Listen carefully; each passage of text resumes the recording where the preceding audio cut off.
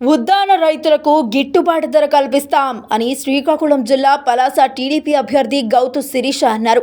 వజ్రపు కొత్తూరు మండలం గరుడభద్ర గ్రామంలో ఇంటింటా ప్రచారం చేసిన కూటమి అభ్యర్థి గౌతు శిరీష ఉద్దానం అంటే ఉద్యానవనమని, కొబ్బరి, జీడు రైతులకు ప్రధాన ఆదాయమని, జీడీకి గిట్టుబాటు ధర లేక ఇబ్బందులు పడుతున్నారని, కూటమి ప్రభుత్వం వచ్చిన వెంటనే జీడీ రైతులకు గిట్టుబాటు ధర కల్పిస్తామని హామీనిచ్చారు. అలాగే మహిళలకు జీడీ, కొబ్బరి ఆధారిత పరిశ్రమలు నెలకొల్పి మహిళలకు ఆదాయ వనరులుగా ఏర్పాటు చేస్తామని హామీ ఇచ్చారు. వైసీపీ ప్రభుత్వం ప్రజలకు సుపరిపాలన అందించలేకపోయిందని అన్నారు.